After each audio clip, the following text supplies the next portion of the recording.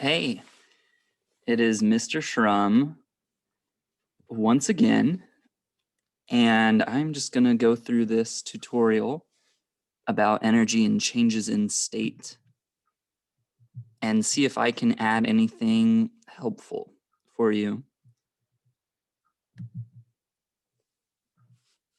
So we're given the objective in this lesson. You will explain how the motion of particles of matter changes when thermal energy is added or removed.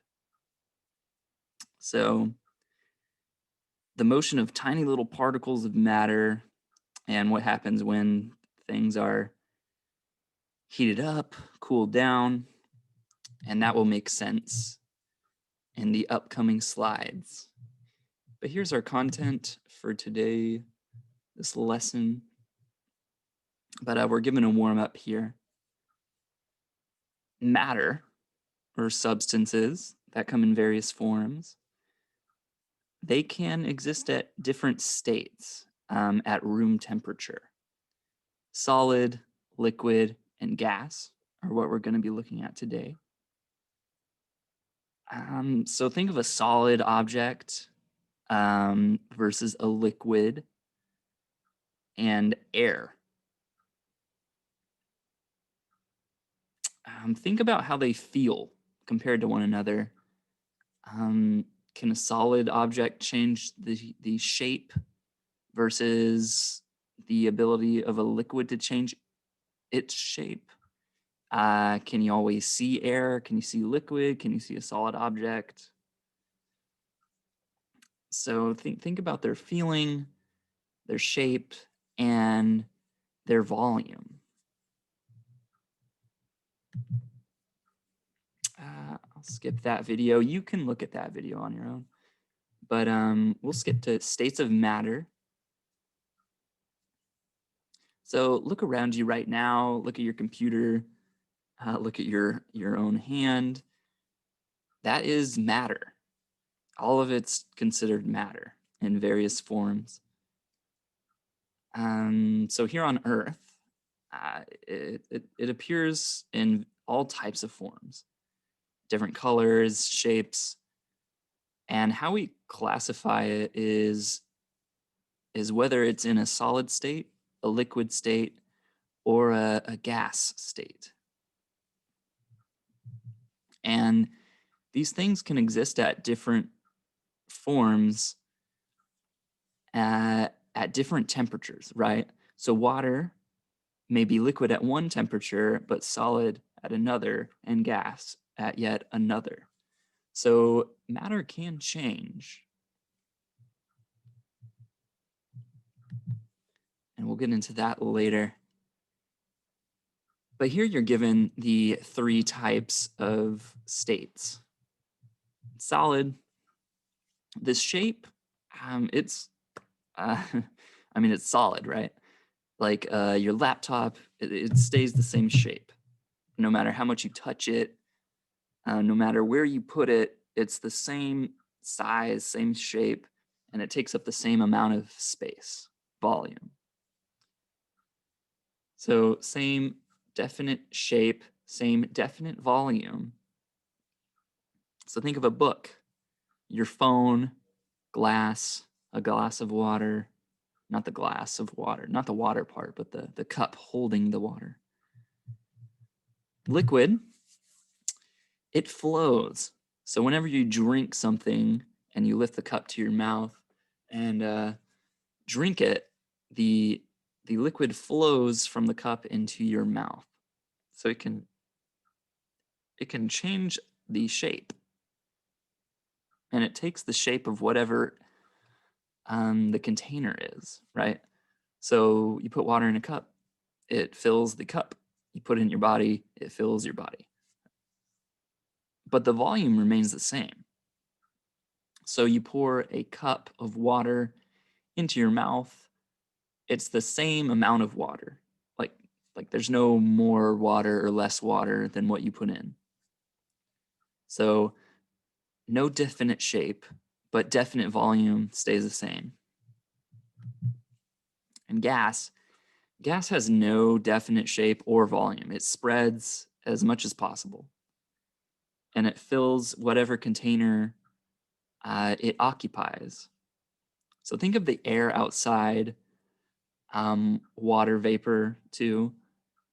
You can't see it.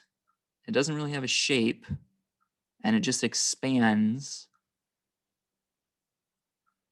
however large the container is. So all of Earth, basically the gas just expands as much as possible. And moving on to this next slide, we're given several examples of matter on the left. We're told the state at room temperature, and then the temperature of the melting point and the boiling point. And these are points when the state of matter changes. So if it's solid at room temp, for example, aluminum, it will melt if the temperature gets up to 660 degrees Celsius, which is a very hot. And the boiling point is even higher. So this melting point will take solid aluminum to liquid aluminum. And then at this point, 2,600 degrees Celsius, we'll take it from liquid to gas. So remember, melt is solid to liquid, boiling is liquid to gas. You can also think of ice, right? Liquid at room temperature. It melts at 0 degrees Celsius or 32 degrees Fahrenheit. And since it's already above that when it's room temperature, it's already liquid. So boiling 100 degrees Celsius or 212 degrees Fahrenheit. When you boil water and it reaches this point when you're cooking, it turns into a gas. And that's why you see all the steam. The lid gets that water vapor on it. I'm sure you've experienced that for sure. And for it to freeze back into a solid, it would have to drop below 0 degrees Celsius. Since room temperature is already like 20 degrees Celsius for us right now on average. And you're given another example down here. But then we're given this question.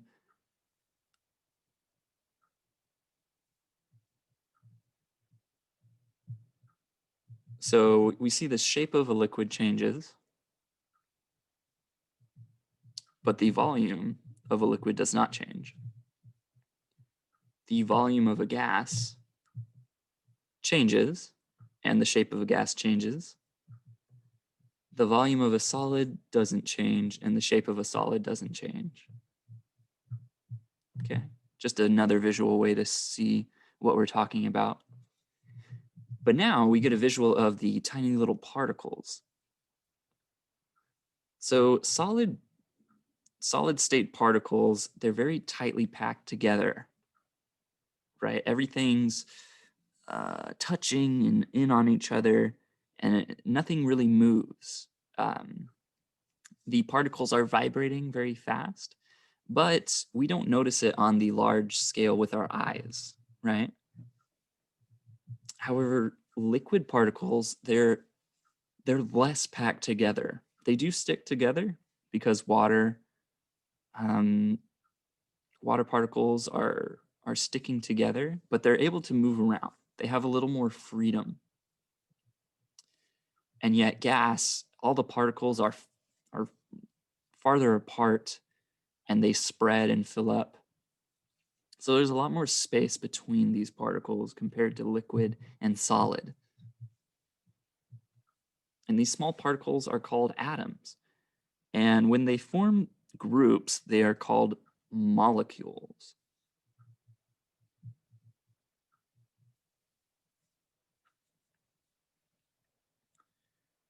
Yes, they're always in motion, but they're very tiny. So our human eyes are not able to detect the very tiny vibrations that are always happening around us.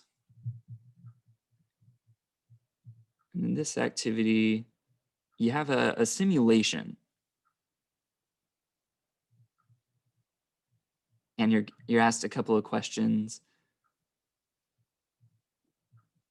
Does the number of particles change? The answer should be no. Particles, the number of particles don't change. That remains constant. The size of the particles don't change. That's constant. But important, things become faster. Things move faster and move more when thermal energy is added. So think of these particles as being not tired. So you get thermal energy. Think of it as like caffeine for these particles. They're like ready to go.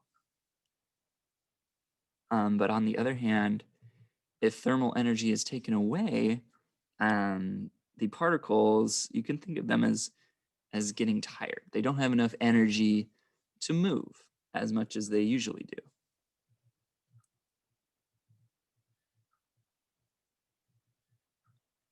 Compare the orderliness of the particles. The most ordered arrangement is solid. Because gas particles are all over the place, there's not a whole lot of order. It's a little more chaotic. The particles are bouncing all over the place. Liquid, there's a little more structure, but it's able to move, so it's not as ordered. But solid, everything's packed in together, moving, they're vibrating, but the solid object remains the same way. It has the most structure, and that means order. Like we said, gas particles, the most spread out. It expands the most.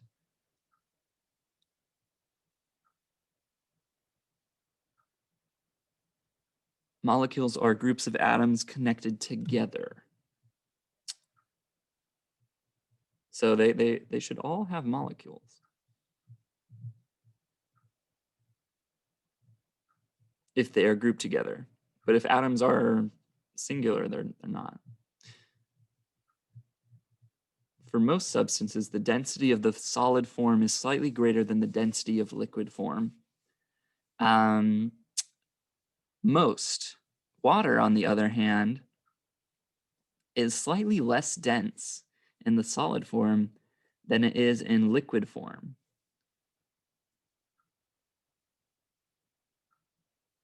Let's compare water in the solid form with neon, argon, and oxygen, and propose a reason why solid water is less dense than liquid water. And this is one of the coolest, well, water's pretty cool in general, but the fact that water is ever so slightly, oh, sorry about that, less dense than these other substances, it's the way the hydrogen bonds are oriented, as they say, when it freezes. The molecules, or the bonds push the water molecules further apart. And so if you put these molecules closer together, the way the hydrogen bonds actually pushes them apart more so than when they are in liquid state. So this is one of the rare instances where you're pushing molecules together, and yet they remain further apart in the solid state.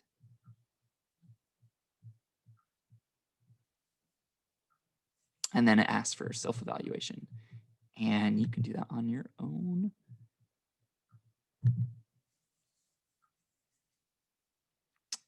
So matter exists in different states, and therefore they have different properties in each state.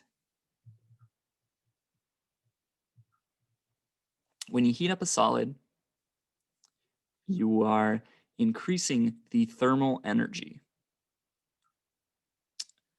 Why in this solid state, particles are fixed, they're vibrating, but you introduce some thermal energy.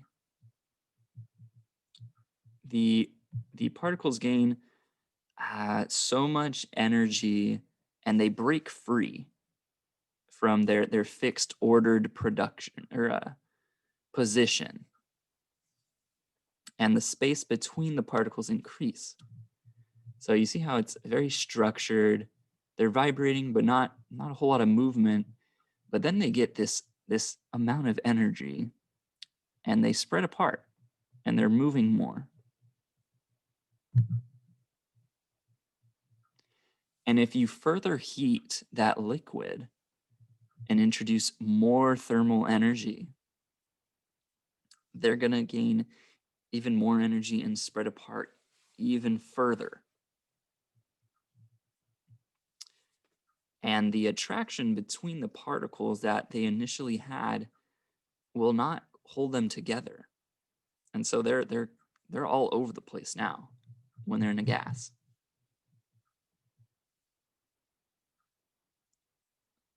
So the force of attraction between the particles in a solid is very high, but in a gas, it's very low.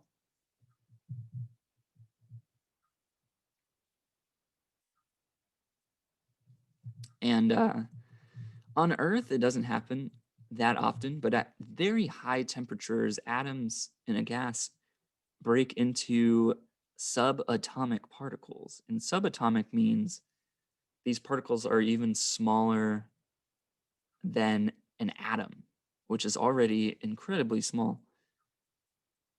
And this enters a fourth state called plasma. And if you don't know what plasma is, you should look up plasma, because it is very unearthly. You, you hardly ever run into plasma in nature on Earth. But we talked about heating, introducing thermal energy. The opposite is removing that heat. So we're going in reverse now. Gas, you're taking away thermal energy. The particles are now more attracted to each other, and they stick together a little more. And if you further cool it and decrease the thermal energy, the substance becomes more ordered, and the particles stick together, attracted to each other more, and it stays in this solid state. So lower thermal energy, higher order, and less movement. Now we're going to talk about all the changes from one state to another. We're all familiar with some of these, right? Melting, solid to liquid. Freezing is liquid to solid. So these are related, melting and freezing. Evaporation, liquid to gas. So when you're boiling water, water is evaporating, liquid to gas. And the opposite of that is gas to liquid. So if you put a lid on top of your pot, you notice that water droplets form on the top. And that's because as the boiling water is turned into a gas, that gas goes towards the lid of the pot, and then it turns back into water. That is how that water gets there. So it changes from liquid to gas back to liquid, and it winds up in a different spot. So melting and freezing are related, and evaporation and condensation are related.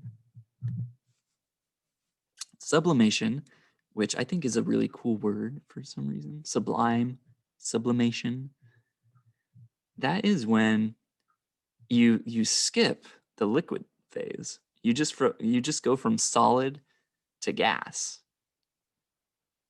when it's heated up.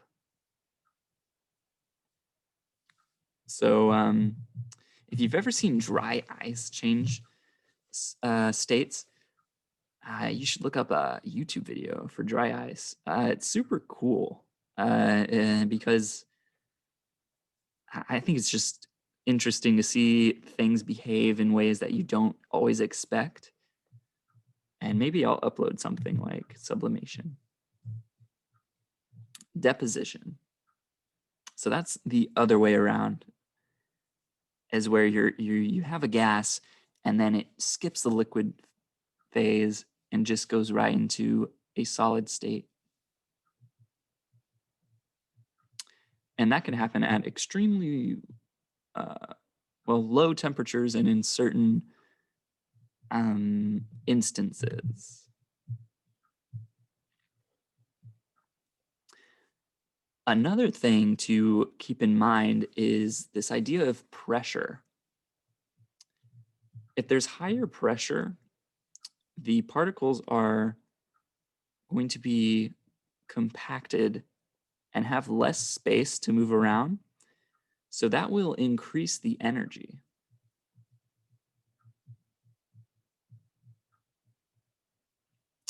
We have this atmospheric pressure at sea level that's sort of like our baseline. We consider that standard to start with.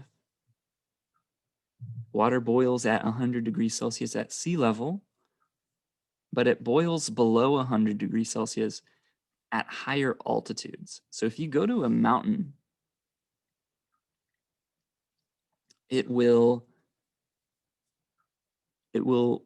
boil below 100 degrees Celsius.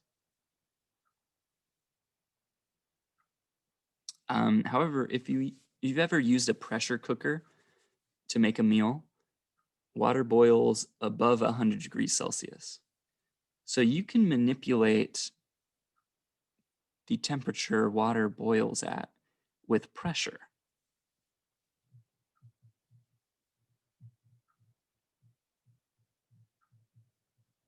So temperature and pressure are important things to consider.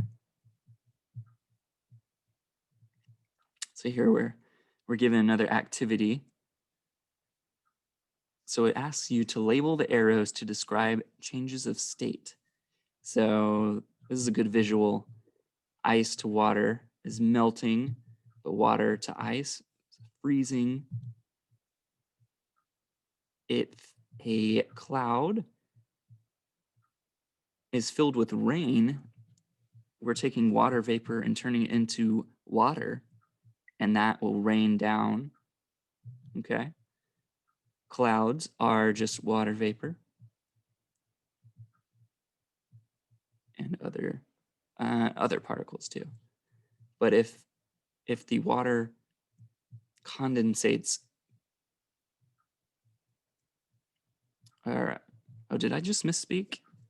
Sorry. If water evaporates, that means water is turning into gas and water vapor. But in a cloud, the water has to condense into liquid, and that will cause it to rain. Sorry if I misspoke. I can't remember. And these two are the weird ones. When ice, solid, sublimates into a gas, and then when a gas changes right into a solid, deposits, deposition. Subdep, if that makes sense. So liquid water evaporates into the sky. Rain is condensated and falls to the ground, freezing, melting. Okay, think of it like a triangle. That's what we have here between the three states. These are the most common. And then you have these weirder ones. Now we're going to talk about properties that we should consider, and they're important to pay attention to when states of matter are ever being discussed. Density is a word you hear a lot, and hopefully we clear some things up if you don't quite know what density means. But the mass of a certain amount of matter doesn't change when heated. Mass depends on the particles, and that number never changes, no matter what the state of the matter is in. But when they move around more, the volume increases. So that means the same number of particles, if they're heated up, they're moving around in a bigger space. So if the mass stays the same, but the volume increases, the density also decreases. And the opposite is true. If the mass stays the same, but the particles are moving around in a tinier space, that means they're denser. The density has increased.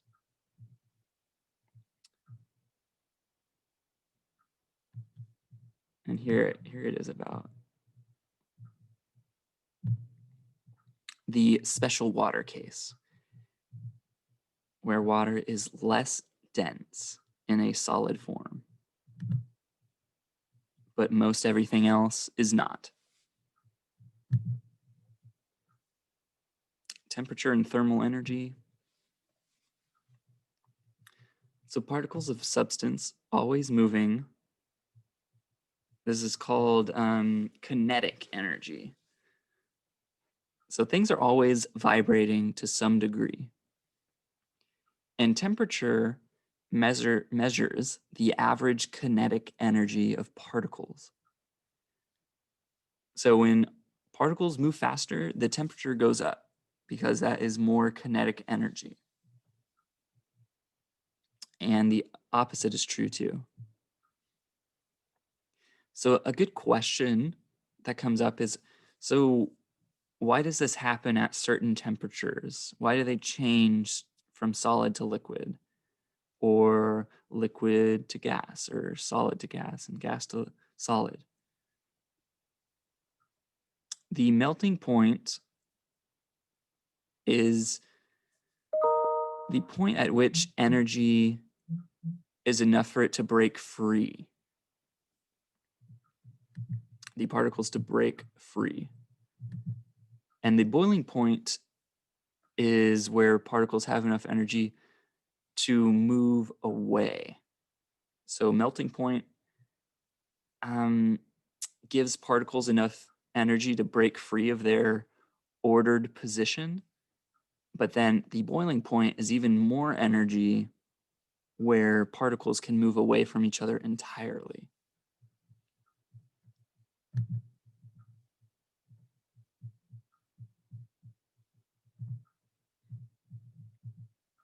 So in the simulation, you saw that a temperature increase means that the particles are going to move around more. There's more movement, more motion. And when you sum all of the kinetic energy of the particles, that is called the thermal energy. So think of heating up a substance as adding energy to something, thermal energy. When you heat water on a stove, You're adding thermal energy. If you put something in a freezer, you are trying to remove thermal energy from something. So while temperature is one thing, thermal energy depends on the size of a sample. So two things can be the same temperature, right? But this has more particles, more space.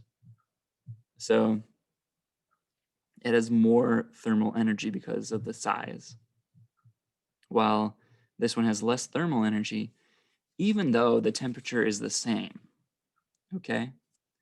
So thermal energy requires some additional knowledge, additional things to consider.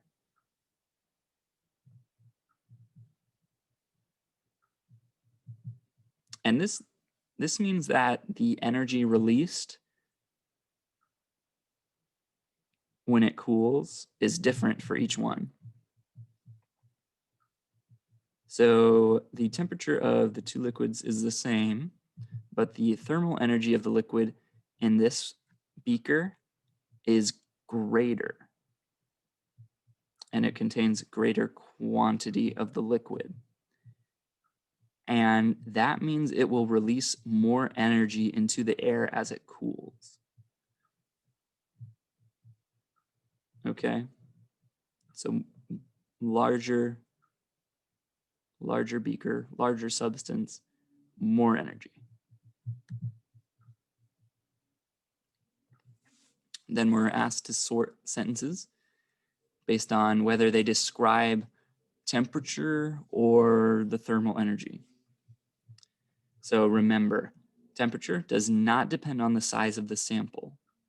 It just measures the average kinetic energy of particles, the average energy motion of the particles. However, thermal energy, you have to consider the size of the sample.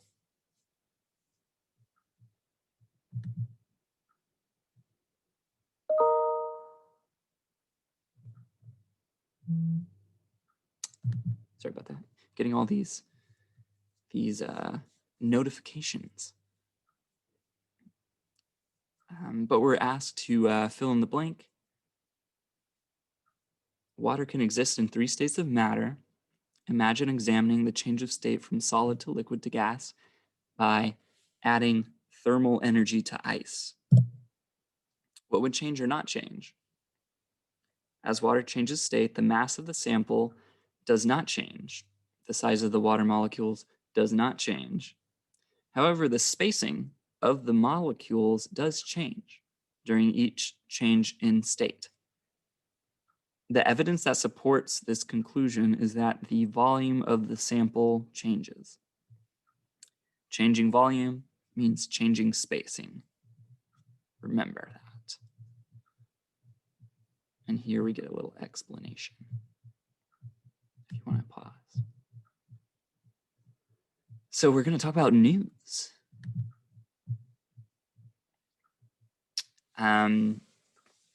Scientists, space explorers are very interested in looking for things like Earth. Earth is seems to be unique for the time being because we haven't come into contact with any outside life forces yet. But you never know. But on Earth, water is one of the basic necessities for life to exist as we know it. Water exists in all 3 states on Earth. And this is a big deal because on other planets, water may only exist in one form. And that's not enough to support our life and the life of other animals that exist on Earth. The water cycle occurs very naturally on Earth. Earth is the only planet in our solar system that has the right temperature range for water to be solid, liquid, and a gas. So water covers, 71% of Earth's surface. And here's a video, but you can watch it on your own. I encourage you to go watch this tutorial on your own too. But here we have another visual picture of the states of matter. And we're asked this question: why does Earth support life? What makes it habitable? And what did you see in the video? But a big reason is water. Another reason is that matter exists in all three states on Earth as well. And that's all because of the temperature range on Earth. There's a sweet spot for us somehow. It's too hot or too cold on other planets. So that's why we haven't seen the type of life that exists here on those planets. Life has adapted to the way Earth is in its current state. The temperature of the sun and other stars is so hot that all matter in stars exists as plasma. And that's the fourth state of matter we were talking about earlier, where atoms have so much energy and they're so hot, so much thermal energy, that the atoms, they break apart into even smaller subatomic particles. And that's incredible. Any neutron stars, any stars that collapse and explode, everything is so hot and has so much more energy than we've ever experienced. And I just think it's a very cool thought. But the further you get away from a star, the temperature drops. The energy is not going to get to you. At the edge of the solar system and beyond, space is so cold that all matter freezes and becomes solid. So let's say if a human was just launched into space, space would be incredibly cold and you'd freeze instantly, especially towards the outer limit. If you were launched into the outer limit, it's so cold out there because the light and energy from stars has not reached the edge. And space just keeps on expanding. The universe keeps getting bigger and bigger. Space is a very interesting place. Exoplanets. Scientists have been trying to find planets in other solar systems that are Earth-like. Planets that orbit stars other than the sun are called exoplanets. So exoplanets are just like our planets, but they're orbiting another sun, what we refer to as a sun. And a sun is just a star, just like any other star, bigger than some, smaller than others. But scientists are looking for other planets that have water. If there's water, there's also a possibility of life as we know it. The search for such planets isn't easy because planets are far, far away and sometimes very small in size. We can sometimes only see very large planets from our viewpoint on Earth. Sorry, another notification. I'll have to make them quiet. Scientists have developed a method to measure water vapor based on one of its properties in distant planets. This would help identify Earth-like planets, right? If you can measure water vapor, that would just make this investigation a lot well, not a lot more. More easy. Easier. That's the word.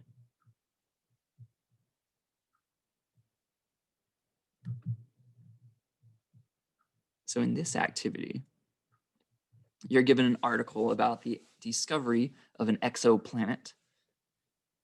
And then you have these questions.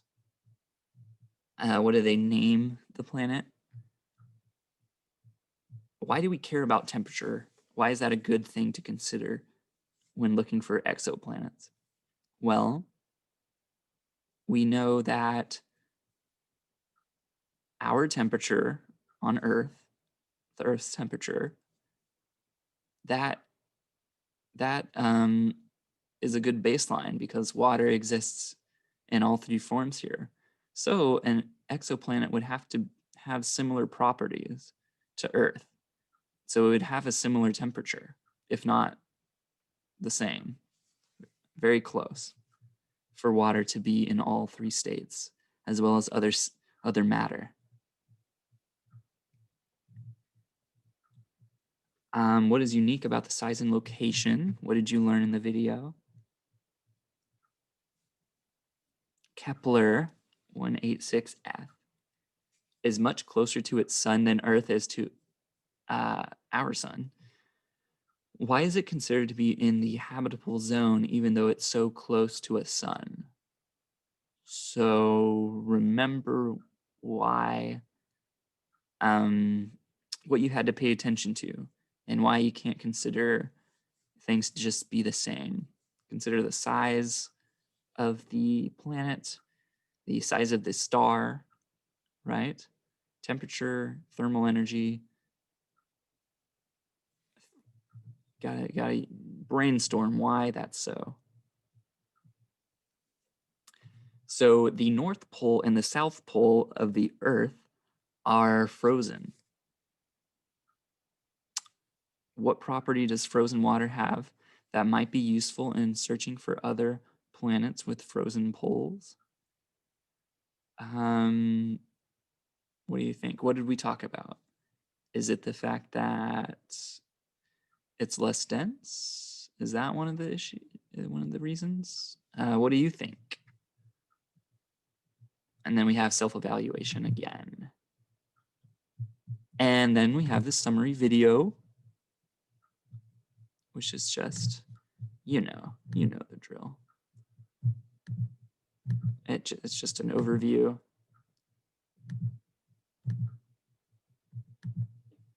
But it has some good visuals, right? Heating and cooling for each state turns it into each other's states, okay? Heating, you're adding thermal energy. Cooling, you're taking away thermal energy.